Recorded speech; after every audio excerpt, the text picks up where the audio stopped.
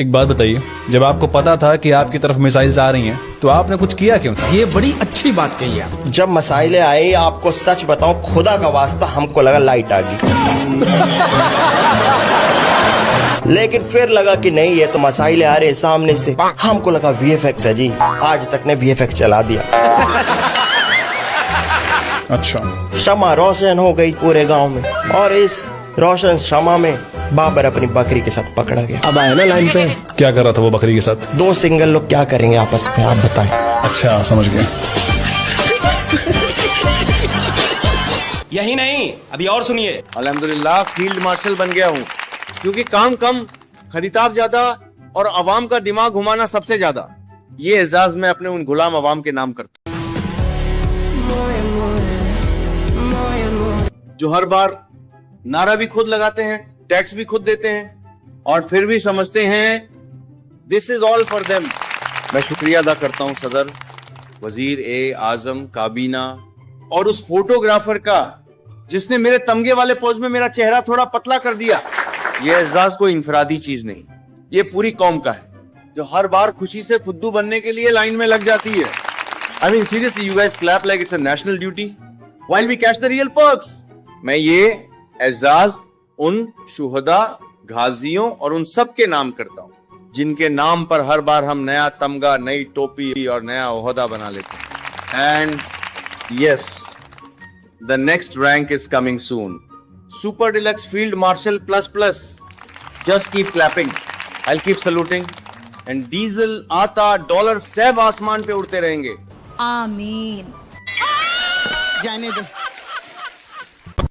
हाँ तो भैया, जैसे ही आसिम मुनीर ने खुद का प्रमोशन किया, आर्मी चीफ से फील्ड मार्शल बना लिया, वैसे ही पाकिस्तान की आवाम की तरफ से बगावत की चिंगारियां 16 बन के भड़क रही है। फौज को इन्होंने पुलिस बना दिया है, फौज के चीफ को आईजी पुलिस बना दिया है। इस पाकिस्तानी पीटीआई सपोर्टर का भड़काऊ बयान सुनिए, जिसको सुनकर खुद मुनीर भी मुन्नी बदनाम हुई सा हो जाएगा। कौन सी जंग आपने जीती है जो कल फील्ड मार्शल का ऐलान हुआ है? फील्ड मार्शल उसे कहा जाता है जिसने दुनिया में जंगें लड़ी हो।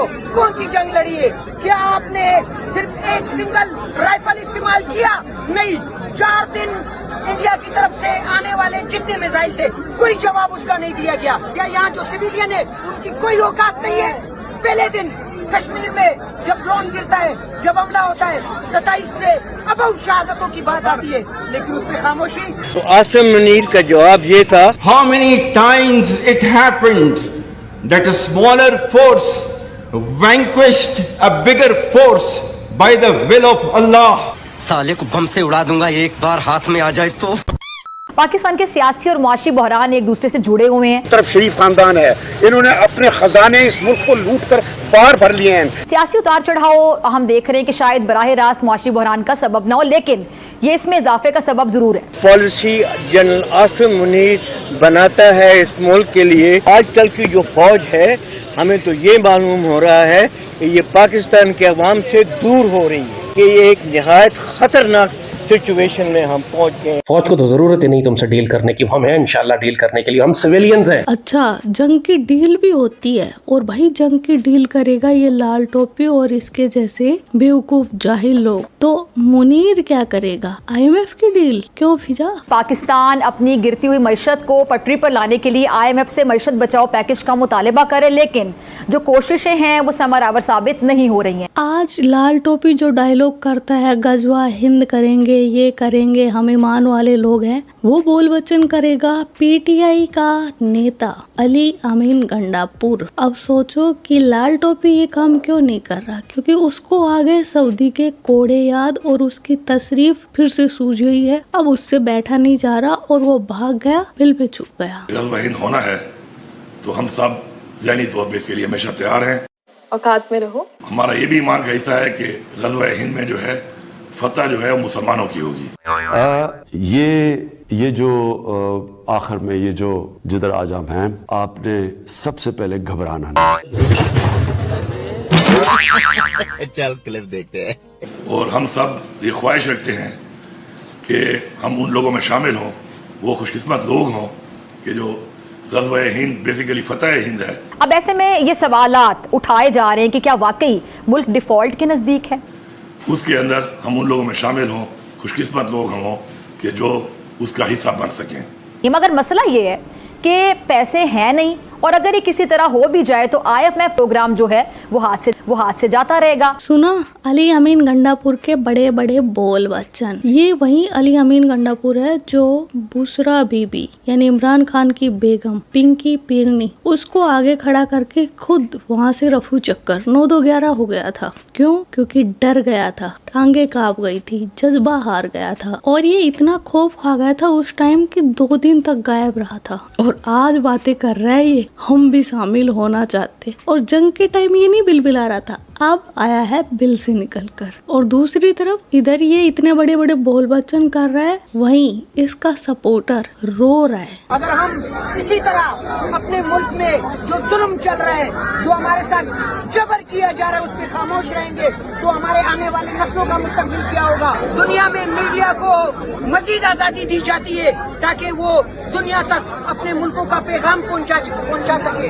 आप अपने मुल्क में पीका एक्ट लागू करते हैं, जो हमारे बुनियादी फंडामेंटल राइट्स है वो हमें क्यों नहीं दिए जा रहे। मैं ये कहना चाहूँगा कि मेरा ताल्लुक पाकिस्तान की उस जनरेशन से है जिसने पाकिस्तान बनते हुए देखा, इसको टूटते हुए भी देखा, और आज मैं इसको बिखरते हुए देख रहा हूँ। वाह क्या बात है। वैसे जिसका जन्म हुआ है उसकी मृत्यु निश्चित है, और पाकिस्तान का जन्म हुआ है, पाकिस्तान पैदा हुआ था, तो ये मरने वाला है बहुत जल्द, जैसा कि वहाँ से ये सूरत हाल नजर आ रही है। बच्चे से लेकर बूढ़े तक अब मुनीर का मुजरा करवाने वाला है, और पाकिस्तान अब बुढ़ापे का शिकार हो गया है। इसको जो इनका कायर था जिन्ना, उस वाली बीमारी लग गई है। टीबी, सूखाग्रस्त, कुपोषित, अकालग्रस्त, पोलियोग्रस्त, कैंसर तो है ही ये कौम, और क्या बोलूं। प्राइम मिनिस्टर साहब आपकी गुलामी तो नहीं कर रहे, यहाँ पर इसलिए तो नहीं बैठे कि आपके जय जयकार के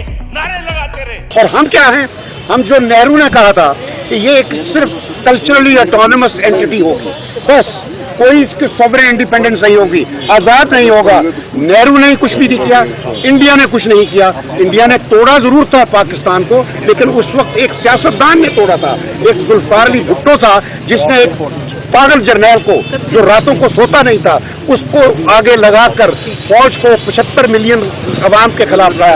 उस वक्त ईस्ट पाकिस्तान के 75 मिलियन पाकिस्तानी थे, उनके खिलाफ फौज को खड़ा किया 30,000। तो नतीजा होगा वो मिलिट्री डिबैकल जिससे हमारा आधा मुल्क कट गया।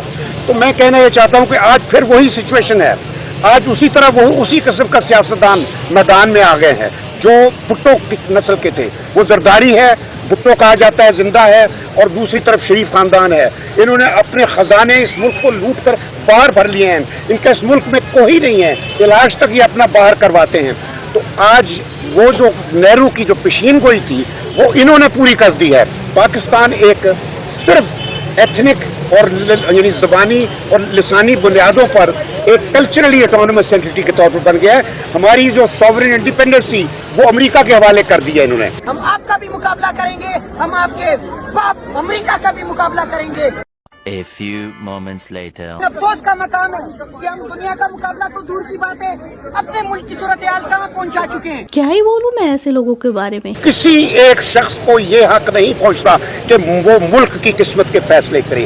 कोई ये नहीं फैसला कर सकता कि इस चोर को पाकिस्तान का रूलर होना चाहिए, इस बाहर की ताकत को पाकिस्तान के ऊपर मुसल्लत होना चाहिए। अब सिर्फ पाकिस्तान के अवाम वो फैसला करेंगे कि हमारा रूलर कौन होगा। चीचा जान आपका लूलर कोई लल्लू चप्पू सा ही होगा। वैसे लल्लू से याद आया, हमारा जो लप्पू सा सचिन है उसको लेकर चले जाओ। वैसे भी वो पाकिस्तान की सीमा पर डेली चढ़ाई करता है, वो ही तुम्हें बचा सकता है। जी जी ठीक है, चलिए आगे चलते हैं। तो आज का वीडियो बस इतना ही। आपके क्या विचार है इस वीडियो के बारे में वो कमेंट सेक्शन में बता देना। आप अपना ख्याल रखना। जय हिंद, वंदे मातरम, भारत माता की जय। यो किट्टू भाई।